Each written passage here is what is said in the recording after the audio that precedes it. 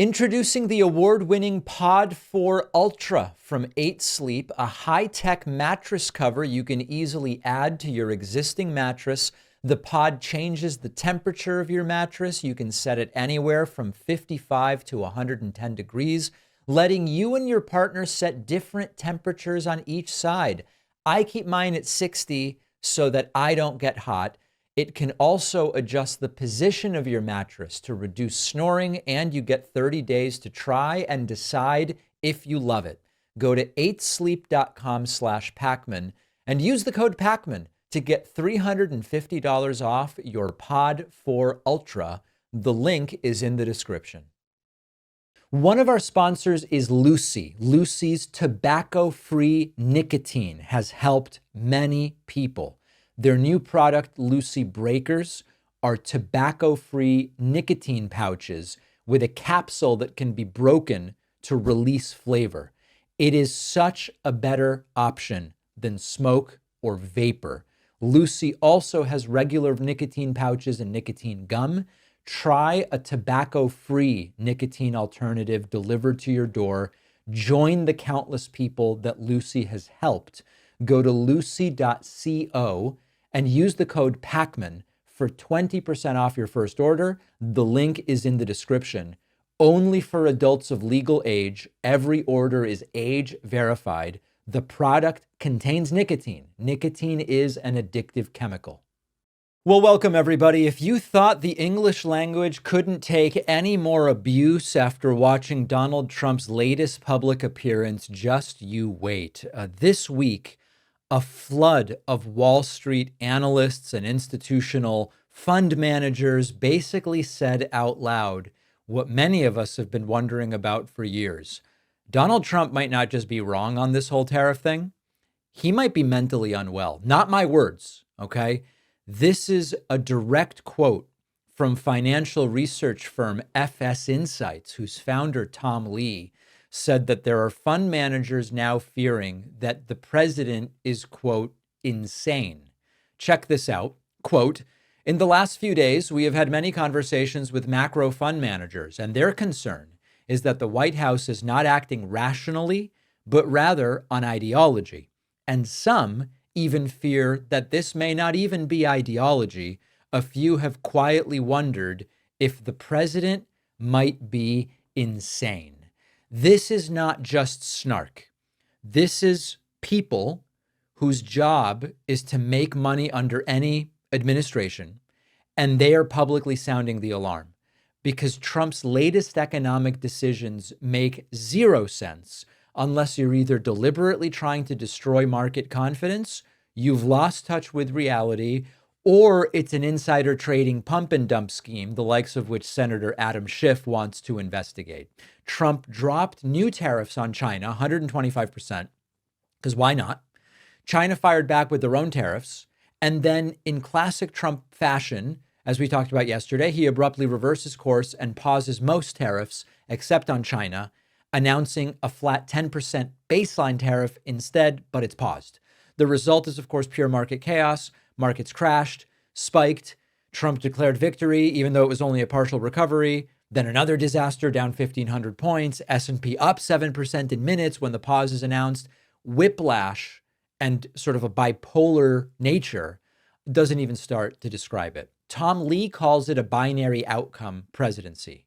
Either Trump guesses right, and this somehow works out, or the economy explodes. That there's no in between. There's no planning. There's no structure. There's no economic modeling of the things that are being pushed by this administration. And that might be the most terrifying part, that this might not be ideology. This might merely be, and I say merely almost like it wouldn't be as bad, but it's actually very bad.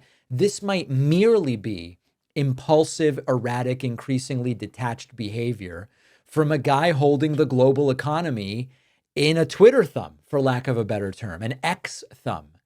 And it is not just left-wing economists waving red flags. You've got people all over the place. I mean, Jamie Dimon, CEO of JP Morgan Chase, said he thinks a recession is likely. A billionaire Trump donor, Bill Ackman, called it an economic nuclear war that could take decades to recover from.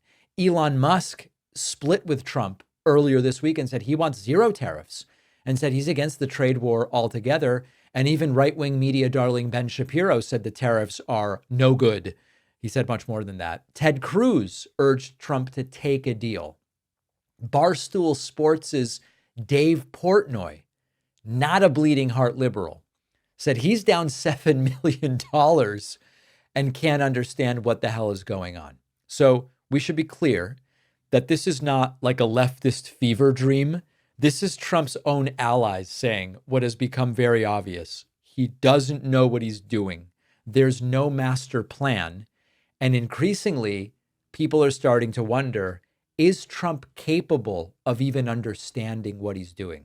Now, meanwhile, while the markets were melting down, Trump was on Truth Central doing what he always does when things go south. Be cool, start buying stocks right now, weirdly joking about the size of Adam Schiff's neck and head. Not an exaggeration. While major global economies were retaliating with tariffs on soybeans, beef, car parts, Trump was riffing about whether it's Crooked Joe or Sleepy Joe. And does Adam Schiff's head look more like a watermelon or a papaya? And meanwhile, ICE is comparing mass deportations to Amazon Prime deliveries. Not a joke. And half of the lawyers in Trump's own DOJ are resigning rather than defending this insanity in court. This is just what governance looks like in 2025. Erratic economic policy, purges at the DOJ, mass deportations, personal insults, and a stock market that's like a seesaw, mostly down. So I don't know, maybe if you're a billionaire hedge fund manager and you're wondering if the president has lost his mind, it's no longer political. It's just survival instincts at this point. But this is exactly what we predicted. It's authoritarian, it's incompetent, it's deranged, it's a lot of things. But the one thing we know is missing here is some kind of master plan. I can't believe I'm saying this in April of 2025, but the president still seems to be confused between an insane asylum and political asylum. I know it's, how is this reality? Donald Trump, when doing this whole thing about how stocks are up and he paused the tariffs and it's such a big victory, he once again seems not to understand the difference between an insane asylum, or what we might call an inpatient psychiatric hospital, and seeking political asylum. Take a listen to this. Many of them were murderers and drug lords and thieves and people from prisons from all over the world. And there were people from mental institutions, insane asylums. They were taking their mentally insane and they were dumping them into our country. And I'll tell you, Tom Homan and Kristi Noem are doing a fantastic job in removing them. And now the courts, the Supreme Court just gave us numerous good rulings where we have to be able to get them out. You had other judges trying to take over the system. And think of it, they take over. They want these people coming back. Tren de Aragua from Venezuela. Aragua. The Venezuela jails that cut off the fingers of a man in Colorado. They cut off his fingers because he called the police looking for help. They said, "Did you call the police?" He said, "Yes, I did." "Put your hand down," and they cut off the fingers. This is what they want to bring these people back now. So listen, let me explain to you what this is all about. And some of you may recall that this kind of started with Trump talking about Hannibal Lecter. And initially, nobody could figure out what this was about. Did anyone ever see the lovely movie Silence of the Lambs? Did you see it? Did you ever hear of Hannibal Lecter? He was a lovely man. He would love to have you for dinner. He will take you. You had many people for dinner. Well, we have a lot of people coming in. They always say, "Oh, that's terrible," that Trump would say. "He is rambling about Hannibal Lecter." No, I'm not rambling. We are allowing people from insane asylums and mental institutions into our country by the tens of thousands. So this was confusing from the get-go. My best assessment, which now I hear a lot of people agreeing with it, is that Trump's confused when he hears people are seeking asylum. He thinks it has to do with a so-called mental asylum. I believe Trump doesn't understand that when people come to the border seeking asylum, They're not coming from a psychiatric hospital. I don't think Trump understands that. And I will go even further. I don't believe a single journalist since this Hannibal Lecter insane asylum thing started. I'm not aware of a single journalist that has actually asked Trump, do you know the difference between political asylum and insane asylum? Why do you bring up Hannibal Lecter? Which mental institutions are being emptied out? And let's figure out once and for all, is Trump talking about this because he doesn't understand that saying I want asylum doesn't mean you're a patient from a psychiatric hospital? I'm convinced that that's what the guy believes. Uh-oh, there's a little problem for Tulsi. Tulsi Gabbard is now Donald Trump's director of national intelligence. She swore under oath last year that she is a resident of the state of Texas. And then in November of 2024, she voted in Hawaii. Yes. According to a new CNN investigation, Tulsi Gabbard and her husband bought a house near Austin, Texas. They filed official documents declaring themselves residents of the state of Texas. That also lets them claim a Texas homestead tax exemption. That is something only available, in theory, to people living in a property as their primary residence, which is where you vote. And then Tulsi Gabbard cast her vote in Hawaii, a state whose voting laws are very clear. If you take a homestead exemption somewhere else, like Texas, that's a signal that you have abandoned your Hawaii residency, meaning you can't vote here. So what's going on here? Because either Tulsi lied when she said she was a Texas resident to get the homestead exemption, or she lied by voting in Hawaii after officially moving to Texas. Both things can't be kosher. You can't have it both ways. And to make this even more absurd, Tulsi's lawyers have come up with an explanation. They say, no. She never meant to stop being a Hawaii resident, despite the fact that when you swear an oath in Texas that your new house is your permanent home and declare a homestead exemption, you are saying exactly that. Tulsi's lawyers are also saying that the tax break was just to keep her address private. Apparently, it didn't matter that she signed a legal document saying otherwise. So let's pause here to remember. Tulsi Gabbard is part of the same Trump administration cadre that has been screaming about voter fraud and election integrity now for a long time. Since she became a MAGAite, Tulsi's been on the whole voter fraud train. Trump has spent years without evidence claiming that Democrats abuse the system. But now his own intelligence director is pulling a real life, I live in two states when it's convenient sort of thing.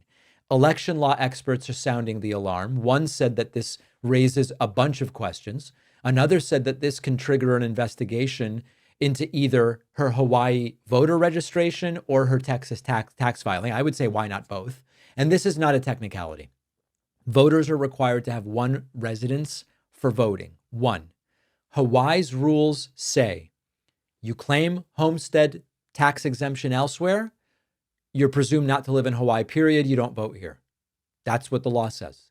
And meanwhile, Tulsi Gabbard is spending a lot of time in Texas. She's been on Fox News with the Texas State Capitol in the background. She's filmed at a shooting range outside Austin. She lists her Texas home as her personal residence on every government disclosure, but she hasn't registered to vote in Texas. Why is that? Maybe because she already voted, just not in the state that she claims to live in.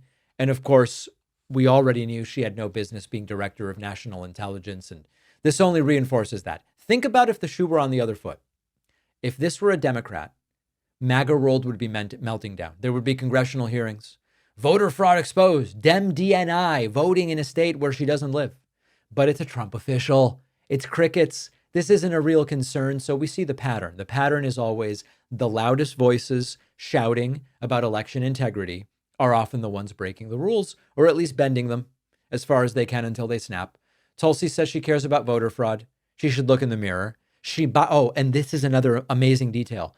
She may also have defrauded the VA. Tulsi and her husband got a loan on their house in Texas.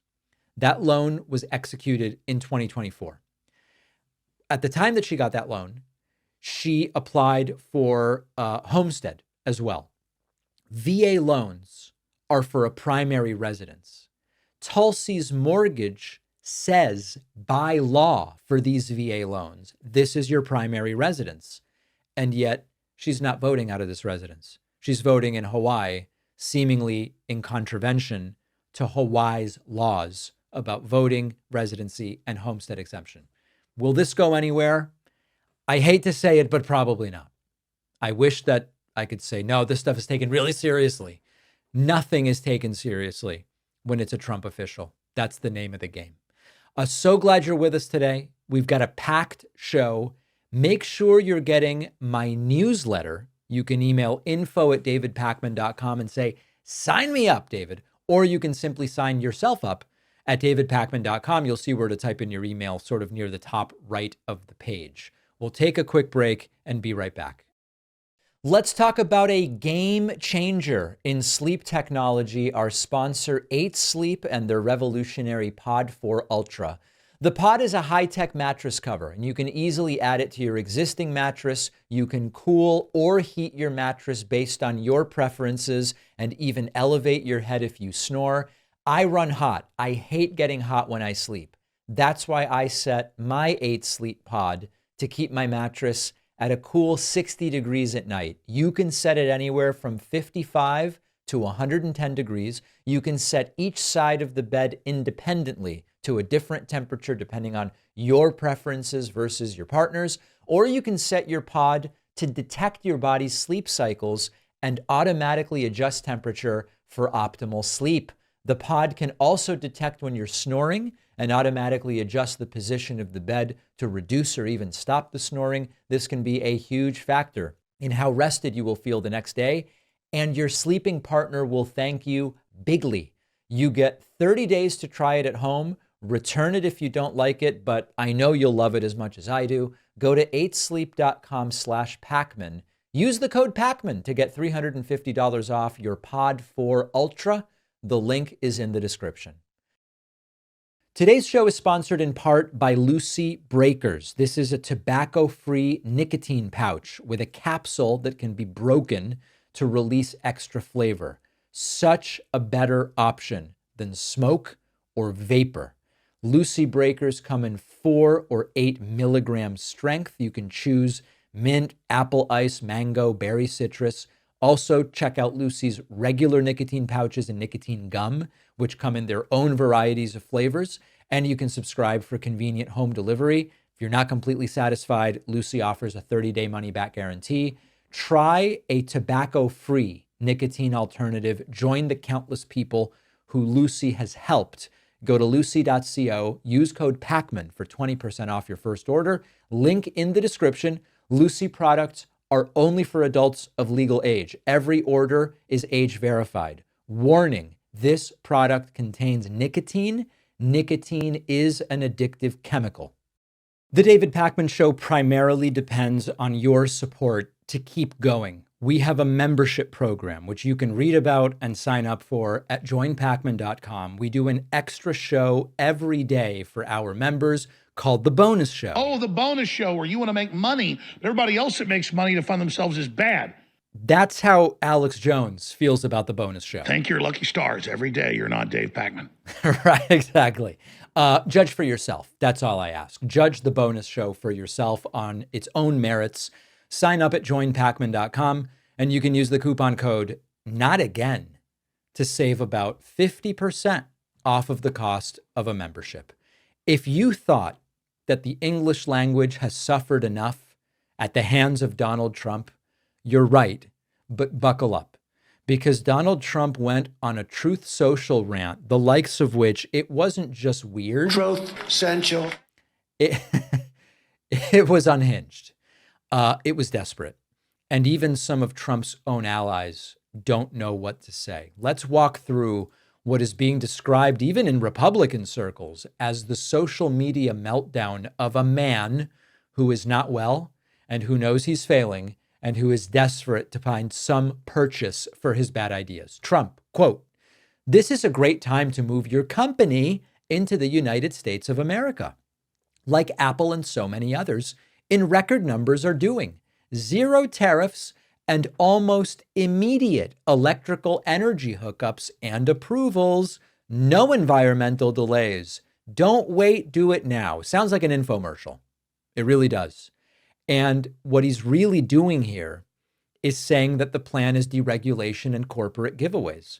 Will those pesky little regulations about making sure you're not polluting the water that people will drink or the air that people will breathe, don't worry about that. Bring your company here. We are open and we'll get rid of all of that. And the desperation bleeds through. This is not a presidential tone. It's more meth motivational speaker sort of sounding. Trump then goes, make America great again. This is just your classic Trump filler. No context, no substance. When he doesn't know what to say, he just presses the MAGA button and hopes it works. Sort of like this. I love Tesla. When you don't know what to do, you just press the button. Trump continuing. Republicans, it is more important now than ever that we pass the one big, beautiful bill. The USA will capital S soar like never before.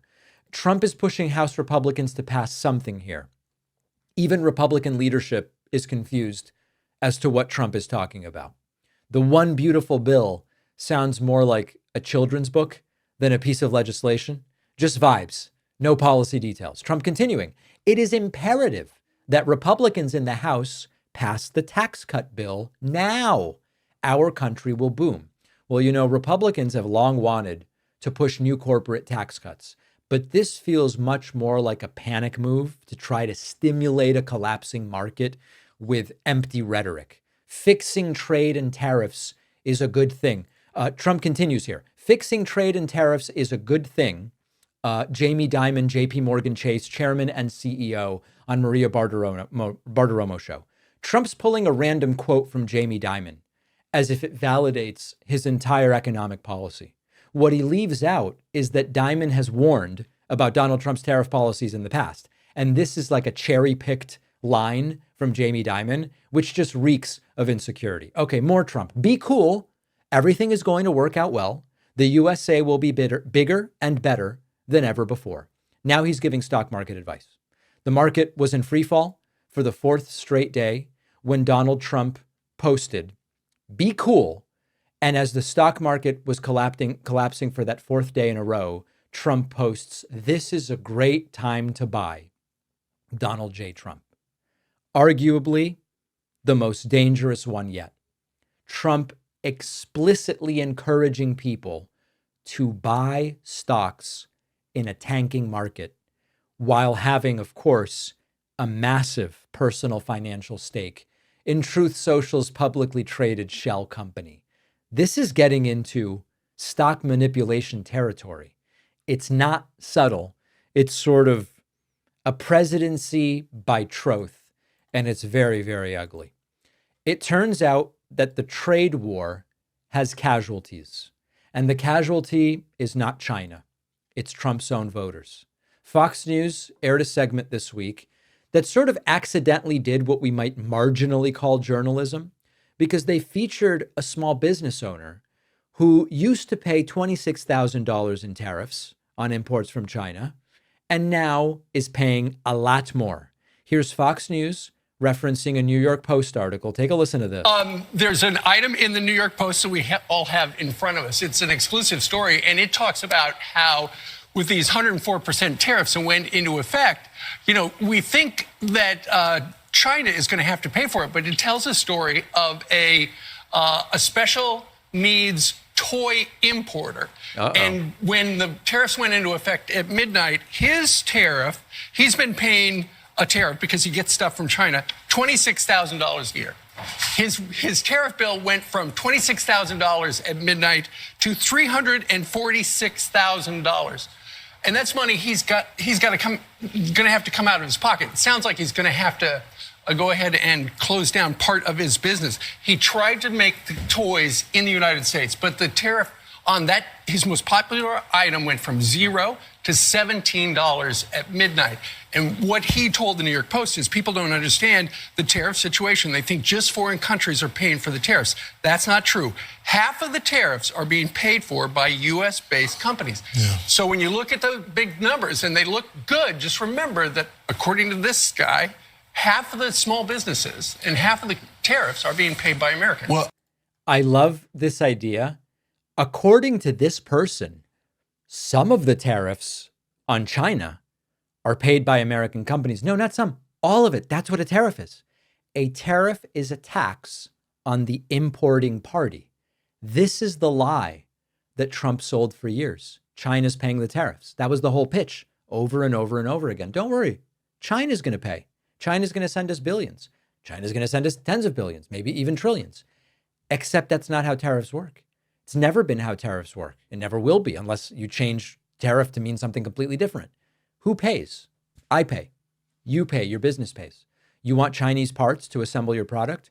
You're going to pay more. Could be double, could be triple. This business owner, I guess, probably voted for Trump. I don't know if they were so surprised. I mean, I don't know that you go crying to the New York Post about tariff hikes if you're a Bernie bro, although I'd love to know a little bit more. And then now you've got the Trump tax because that's what this is, finally hitting home. Fox didn't mean to expose the truth, but they did. And this is, I believe, just the start because we are going to see more stories like this. Trump's tariffs are going to slam any industry that relies on Chinese imports. That's electronics, furniture, clothing, small manufacturers of different kinds. And the MAGA cult doesn't really seem to get it. They're starting to blame Trump for the stock market instability. But on the tariffs, most of them are still cheering Trump being so tough on China, while their own bank accounts are getting completely and totally obliterated. Fox News host Maria Bartiromo is back with more tariff skepticism. And she wants to know, why are we doing this? She frames it as, people are writing to me. Why are you doing this? But Scott Bessent struggles to give a coherent answer as to why are you doing this? Take a look at this. People, business leaders are saying to me, why are we doing this?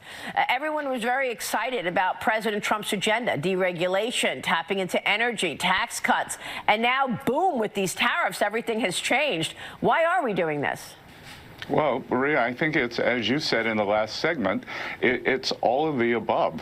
You know, President Trump was elected with a mandate. He's closed the border, so check on that. So I'm so sorry to have to interrupt. First of all, he's closed the border. The question was, why are we doing this? Okay. Secondly, the Trump mandate. Trump got less than 50% of the vote in the November of 2024 election.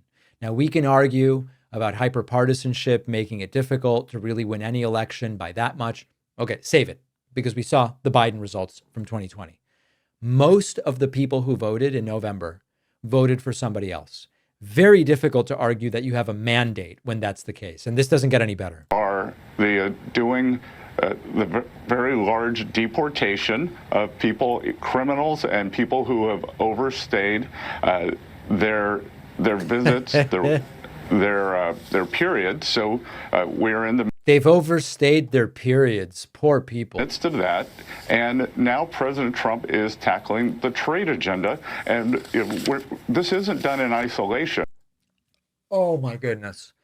The look on Maria Bartiromo's face right here when Bessent can't explain a damn thing about why are we doing this tells you just about everything you need to know. What is he even saying? What is the argument that he's trying to make? He's fixed everything, so now they're doing this. The question is, why this policy at all? Not why this now after doing the border and it just doesn't make any sense. And the critical part here is that you essentially have two categories of people that are defending this. Number one, those who have calculated that they will personally benefit. And it seems like that group is pretty small, to be perfectly frank. And secondly, people who are trading in the most important currency to Trump that there is. That currency is called loyalty. And to those trading in loyalty, you can see on their faces, they don't think that this is going to work. The real reason Bessent is fumbling this answer is there is no sensible economic explanation as to why this is happening. So I continue to believe that the most likely off-ramp, the off-ramp that will most allow Donald Trump to save face, is to say, they all capitulated. They all came to me with tears in their eyes, begging me to get rid of the tariffs, and we made a deal. Okay, right? And then he will attempt to save face that way and try to save the economy. That's the most likely outcome in my mind. Not the only, but I think the most likely. Let me know what you think. Remember that my book, The Echo Machine, is available everywhere books are sold. If you've already bought it, remember to leave a review on Amazon, Barnes & Noble, or Goodreads. We'll take a very quick break and be back right after this. Don't forget that the best way to support the David Pakman Show is by becoming a member, which gives you access to the daily bonus show, the regular show with no commercials. You also get access to our entire archive of every episode dating back a really long time and plenty of other awesome membership perks. Go to joinpakman.com, joinpakman.com. I've talked before about how the left sometimes has this instinct to exclude people over relatively small disagreements, while the right, at least when it's time to win elections, tends to really be inclusive in this just vote for us kind of way. Come on in. You can support Trump but hate vaccines, be anti-tax but pro-labor, think the 2020 election was stolen or just had issues, but you're still in their group, at least for the purposes of winning elections, getting power, and then getting to legislate. The right accepts all of it until the election in order to win.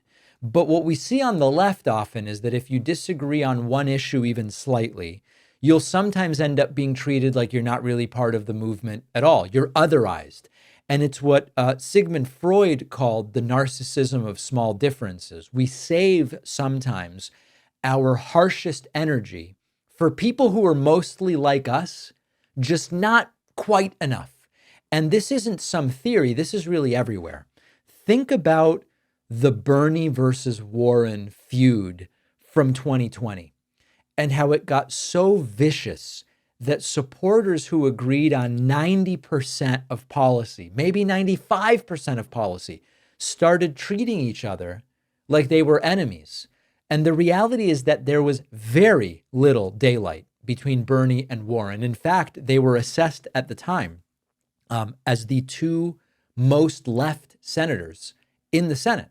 But from how their supporters were fighting with each other, you would have thought it was like, Marx versus Milton Friedman or something like that. I even got sucked into it a little bit when I said in 2020, I prefer Bernie, but I'd be happy with Elizabeth Warren. These are the two most left-wing senators in the Senate.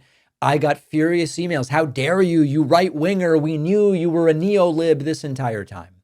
So that was Bernie Warren in 2020. Another example, defund the police. For some, defund the police became a line in the sand where anyone like me who wanted reform but didn't like the slogan and maybe thought that actually just flat out defunding isn't really the solution, we were written off as compromised. Oh, you've been, big law enforcement is paying you. The DNC has given you money so that you don't support defund. No, I mean, I laid out a 10-point plan, which included reform, response by non-armed individuals to certain types of calls, training, ending low-effort policing, all this stuff. But I just didn't think that defund made sense as a slogan or as a practice. I was brutally attacked for that. I'm on the right, all this stuff. Another example, there are people on the left who have, maybe we'd call them more nuanced views on trans athletes in sports. Everybody would be pro-trans rights in just about every way. We agree about dignity and all this different stuff. But there are some people who say, hey, you know what? There are some sports in which I think there's an issue of fairness here. Some of them get branded as bigots and told, you're not part of the same movement that I'm part of. Wow. And then even when people agree with the general direction of the left, the second they use the slightly wrong language or they're not loud enough at the right moment, they get accused of being only performative allies or whatever, as if being imperfect disqualifies you completely. This is personal too, by the way. I've spoken out strongly in favor of an independent Palestinian state, against Israeli settlements, against Benjamin Netanyahu. But I've also said, I don't support the BDS movement. I don't support calling for the elimination of Israel. I don't support those things, but I support all the other stuff I just mentioned. You all know I've had people say I'm not part of the real left. I'm actually a right-winger with my beliefs.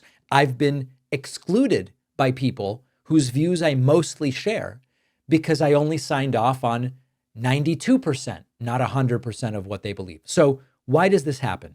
This is the critical part. I just finished reading the book, The Status Game by Will Storr.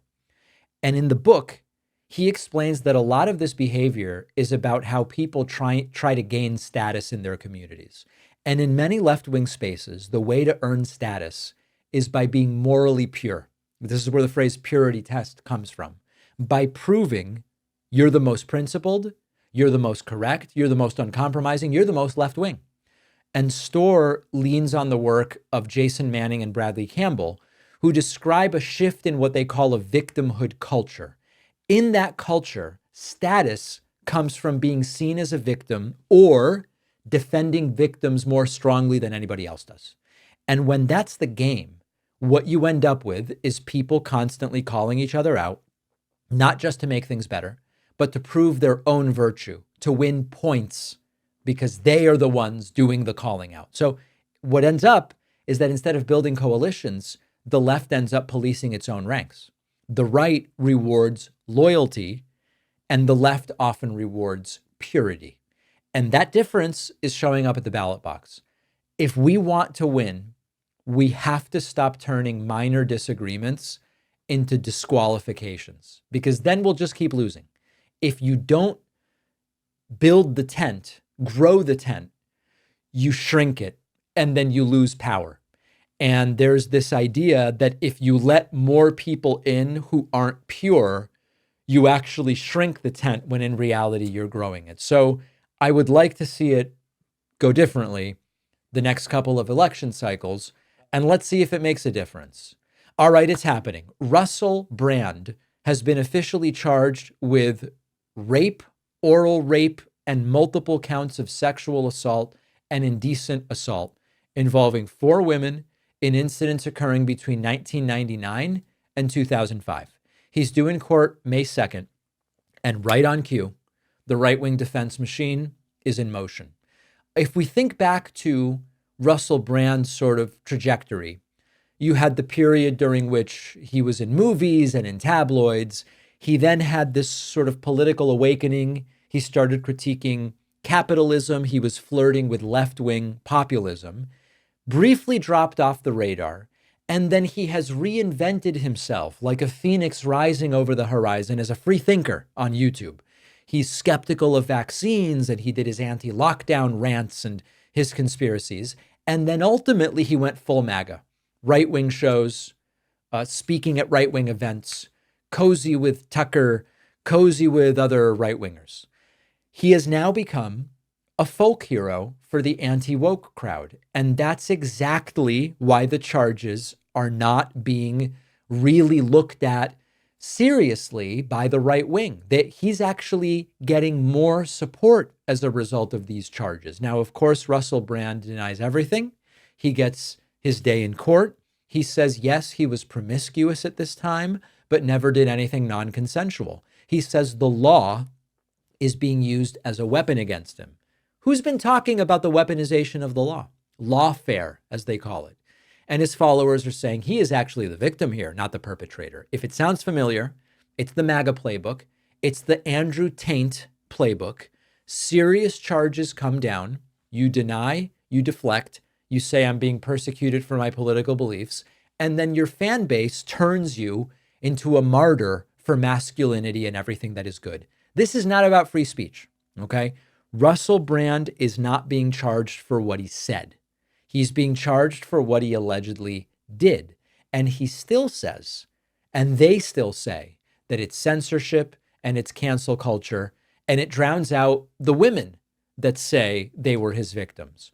What does it say about MAGA culture that the default response to rape charges has become reflexive loyalty? Being anti-woke is now enough to buy you full-scale defense, even when the accusations are extraordinarily serious. Now, another key factor driving the response to Russell Brand's allegations are support for Donald Trump, is support for Donald Trump. Trump is now the poster child for they tried to destroy me, but I won anyway. He was convicted of felonies, and then he went on to win the presidency. And that outcome has rewired the brains of how the right wing now sees criminal charges. In their view, any charge against one of their own is proof that they are the target for no reason that is fair. It's not a legal issue. It's a badge of honor. They're now coming after me. I have all the right beliefs. And Brand supporters are using the exact same logic. If they're charging him, Russell Brand must be telling the truth about ivermectin or hydroxychloroquine. This is the post-Trump effect. MAGA doesn't just tolerate these sorts of scandals anymore. They celebrate them. They say, look at how great this person is. They've now been charged with rape. And the worse the allegations, the more confident they are that their guy is being unfairly prosecuted. Brand isn't the exception. He's really the blueprint at this point in time. So when he says this is a political hit job, they believe it because that's what they were trained to believe. The Trumpian formula is guilt doesn't matter, loyalty matters. Now, Russell Brand could face years in prison, but in the MAGA universe, he would be even more trustworthy. Rest assured that if he does get convicted and sentenced in accordance with the law, he will only become more innocent in the minds of the MAGA people, and they will even more strongly defend him. How backwards things have really gotten. If you value what we do at The David Pakman Show, remember to support us on Patreon. Go to patreon.com/David Pakman Show, where you can get access to behind-the-scenes videos, the daily bonus show, the commercial-free daily show. You can support the show for as little as $2 a month. Check it out at patreon.com/David Pakman Show. All right, it's Friday, time for Friday feedback. If you have anything you want to communicate to me, you can write to info@davidpakman.com. Try to keep it polite. Many people don't. We'll also sometimes feature YouTube comments or TikTok replies, or sometimes we'll hear from someone on Bluesky or Substack. Who the hell knows? It's all fair game. We start today with Gus Dewin, who says, whoever this guy is, he's just spreading more radical left bullshit. Not really an argument, sir. I would rather you tell me, here are the facts that you get wrong, and therefore here are the conclusions that you are incorrectly coming to. I would appreciate that much more, much more than this sort of nonsense, but we do get this sort of stuff. Ron Price wrote in and said, dude, it's April. Maybe lose the turtleneck sweater. You know, Ron, I don't know where you live, but the Northeast has remained chilly, very, very chilly. And when it's chilly, my neck gets cold, and therefore I need the turtleneck. It's actually, all joking aside, just for a second, most joking aside, it's actually shocking how many people are triggered by me wearing a turtleneck. Like, what's the big deal? What is the big deal with a turtleneck? I just don't get it. But the turtlenecks will continue until the morale improves, I think is the way that I would say it. All right, here's Greg Black with something marginally more substantive. Greg says, yeah.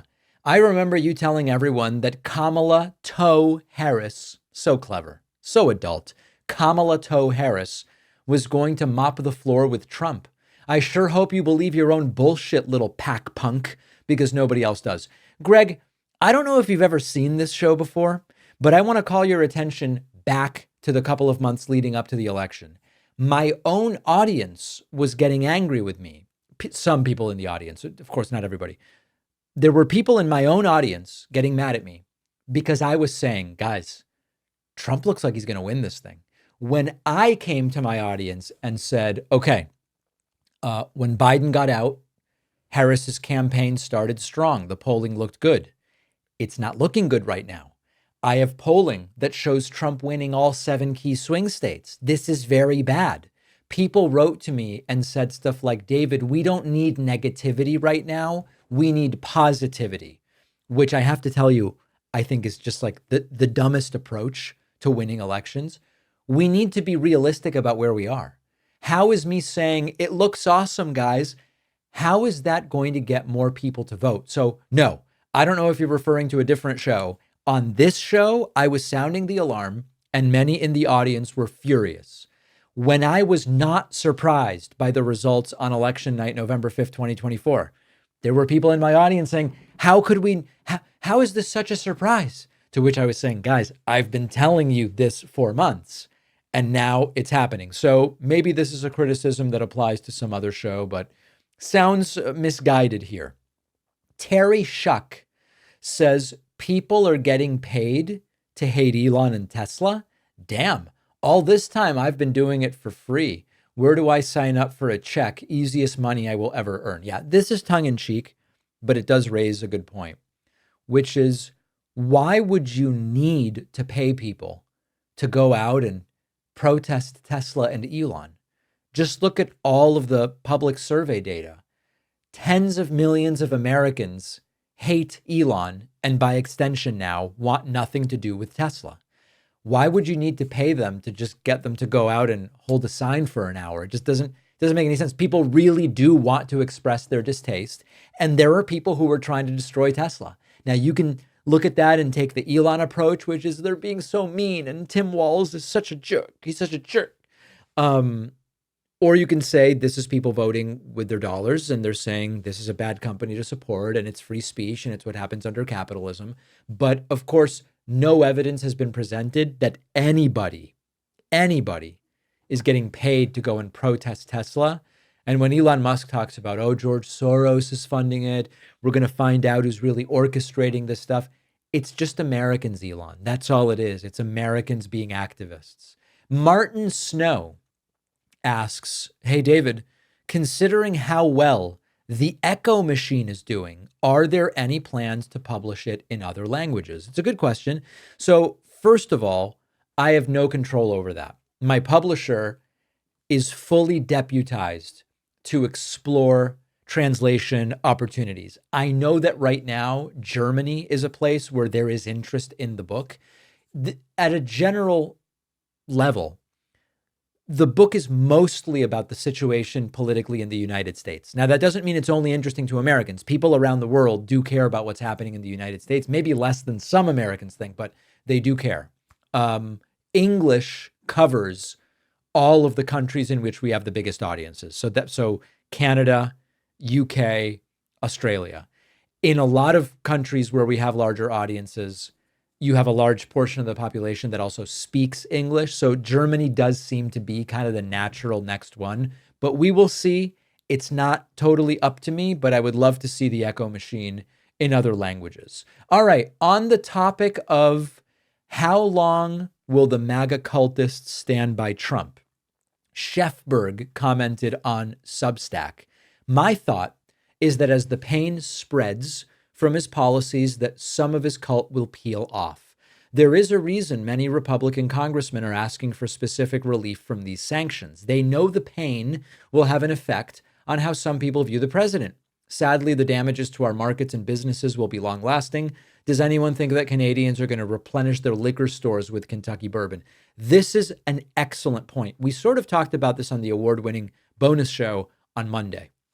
Even if Trump were to say, no more tariffs, we're going back to the beginning of my second term, tariffs are done, you can't undo the reputational damage that comes when you appear to be erratic and when you behave in this sort of bipolar way. And I use the term bipolar not as the mental illnesses, but with two poles, right? Where it's one thing and then it's the opposite of that thing. We cannot undo that is now going to be the perception of Donald Trump. And in fact, Trump just canceling everything only furthers that. So I think Shefberg is onto a couple of things. Number one, we actually would just seem extraordinarily erratic no matter what Trump does at this point in time. And number two, if all of a sudden the tariffs go away, if the US and Canada fix their tariff, the trade war, culturally, are Canadians going to say, bring back all of the Kentucky bourbon, let's go right back to the way we were? I don't think so. Number one, because a lot of these Canadians are understandably disgusted with what Donald Trump has done and aren't just going to go, okay, great, we're just back. We're back fully. But in addition to that, because they would be right to be wondering, is the same thing just going to happen in another month, in 6 months, or next year? So I think the sort of core of this is that irreversible damage has been done. And to a great degree, irreversible damage has been done. Mark W. says, dude, Greg Casar, this guy has definitely joined the list of certain progressives that can message so well and doesn't get rattled. He doesn't circuitously talk around a point and never answer the question like the right does, and lands a reasonable stance to your average voter every time. The Dems need to be plugging this guy everywhere. Great interview again. I think Congressman Greg Casar is great. He's doing the town halls with the right tone and tenor. He's appearing on shows like this one and talking clearly, answering questions. When I ask him, how should we talk about, quote, men and women's sports as defined by the right? He gives me an answer. This is how we should talk about it. I found it very refreshing. And I would include Greg Casar on the list of folks that are setting the right. It's not just a question of tone. They're sort of combining messaging and optics with policy understanding and being able to engage and connect with people. Not the most common thing, right? Even among some of the folks we've had on this show where, they're really good on policy, but they're just they communicate awkwardly, or they communicate really well, but they don't really directly answer questions in a way that there's an appetite for right now. I think Greg Casar is doing some really great stuff, and glad people in the audience are noticing it. Lorian said the books on David's bookshelf. Obviously, the Echo Machine is there, but has anyone identified the other books? Well, there are dozens and dozens of books here. I've got a bunch of my copies of the Echo Machine on the bottom, but there are so many different books.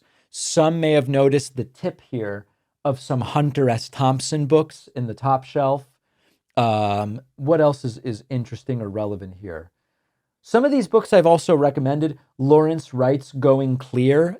You want to know the truth?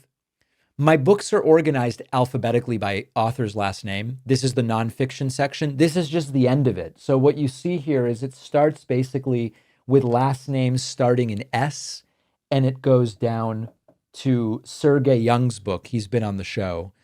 So this is just like the tip. It's just the tip of the back tip, I guess you would call it, my nonfiction library.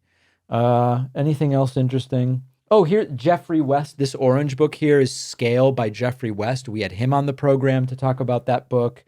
Charles Whelan's books, Naked Economics and Naked Money. He's been on the show. Those are there. It's a mix of stuff. It's a mix of stuff. All right. But enough about that. We've got a great bonus show for you today. We have a great week of shows coming up next week. In fact, as far as interviews go, let me just pull up the schedule. Next week, we've got, everything is tentative next week. So let me not actually tease it. I don't want to tease stuff that doesn't happen. Thanks to everybody who bought my book and made it a bestseller. Please remember to review the book if you haven't yet. And remember that if the clampdown happens, the only way you can stay in touch with me is the one place we own our data, which is the Substack newsletter. So please make sure to get on the newsletter, davidpakman.substack.com, or just email info@davidpakman.com. We'll get you on the newsletter. See you on the bonus show.